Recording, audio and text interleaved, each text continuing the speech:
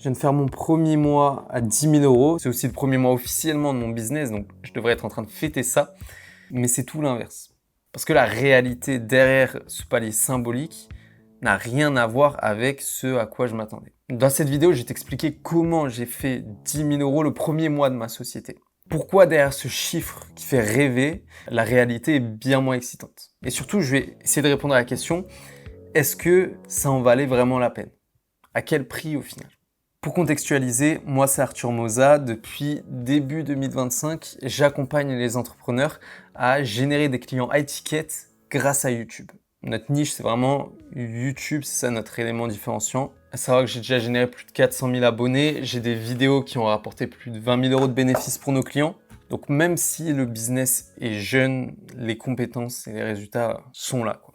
Donc en soi, on a commencé il y a quand même plusieurs mois, on a testé un peu le marché, on a testé nos offres, on s'est fait nos études de cas et on bossait surtout gratuitement au début. Donc on s'est fait 1000, 2000 euros par-ci par-là. Donc quand on a vu que le marché répondait bien, qu'il y avait vraiment quelque chose à faire, on a décidé avec mon associé d'officialiser ça en créant notre entreprise, notre SAS, pour faire le pacte d'associés, quoi, en mode on bosse ensemble.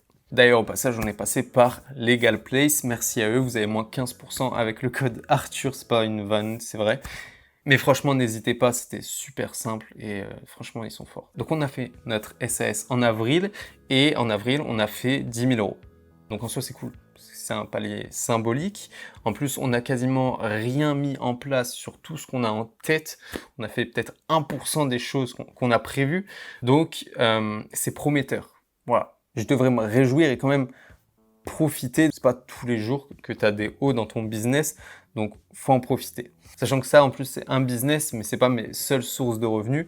Moi, à côté, je fais des vidéos YouTube, j'ai des sponsors, donc j'ai des rentrées qui rentrent aussi. Ça ne veut rien dire et c'est une phrase que je vais garder au montage. Donc en soi, c'est quoi le problème? Quel est le problème dans cette situation? Premièrement, c'est 10 000 euros contractés. En fait, tu as contracté et collecté. Pour ceux qui ne savent pas, c'est dans le mot au final. Hein. Collecter, ça veut dire que l'argent, tu l'as collecté, il est à toi. Et contracté, ça veut dire que c'est sous contrat. Donc la personne n'a pas forcément tout réglé, donc tu n'as pas encore cet argent au final. Donc nous, on a contracté 10 000 euros, mais sur le compte, on a collecté 7 500 euros. Pourquoi je précise ça? Parce que la plupart des personnes qui exposent leurs chiffres sur Internet parlent évidemment du contracté, parce que ça grossit leurs chiffres. Deuxième point, on a évidemment des frais.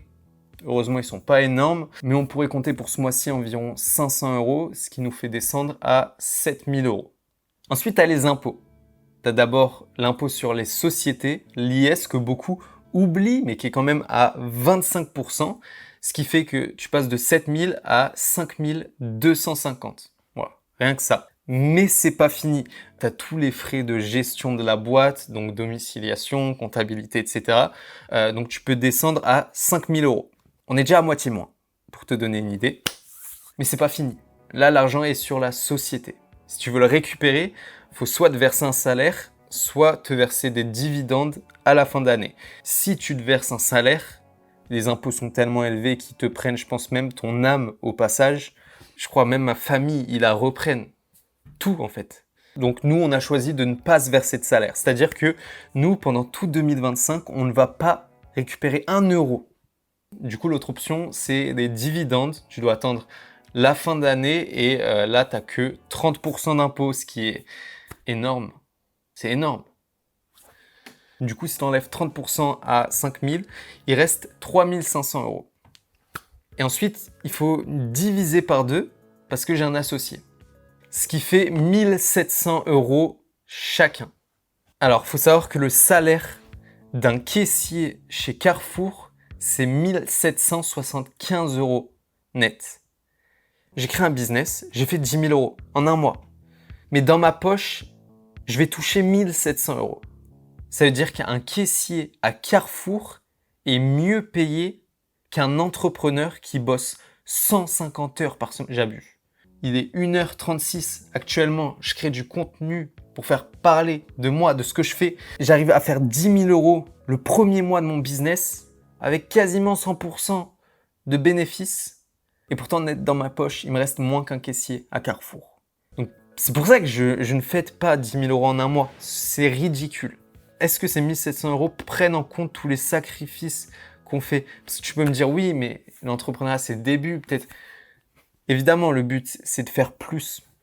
Mais c'est proportionnel. Si demain, tu fais 1 million d'euros et que tu as 100% de bénéfices, tu n'as aucun frais, t'enlèves 450 000 euros d'URSSAF. T'enlèves 190 000 euros d'impôt sur le revenu. Admettons maintenant que j'ai un associé. Ça veut dire que j'ai net dans la poche 180 000 euros. Alors que j'ai fait 1 million de bénéfices. Donc en fait, le vrai problème, c'est la fiscalité française. Mais ça va être le sujet d'une autre vidéo. Donc la réalité, c'est que je serai heureux et je fêterai ça quand ça sera 10 000 euros net dans ma poche, mais que j'aurais pas donné 1 million d'euros à l'État pour les faire. Sinon, c'est une défaite, c'est pas une fête. Et deuxième raison, parce que le métier d'entrepreneur est instable. Un mois, tu peux faire 10 000 euros, comme le mois d'après, tu fais 0, c'est possible. Donc ce qu'il faut surtout faire, c'est une moyenne sur plusieurs mois. Donc en fait, tu as aussi cette peur de te dire, ok, ce mois-ci c'est un bon mois, peut-être que le mois d'après on fera 0.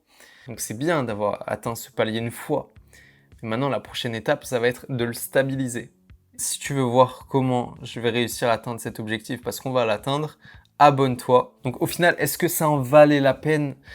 Évidemment que ça en valait la peine, parce que dans tous les cas, tu es obligé de passer par là si tu veux atteindre ton objectif qui est la liberté financière pour justement sortir de ce système et pouvoir tout simplement faire ce que tu veux de ton temps, de tes journées, être libre. Voilà, c'est l'objectif. Donc voilà, c'est une étape obligatoire. Pour l'instant, en termes de temps, d'investissement, de risque, de doute, de pression, c'est pas rentable.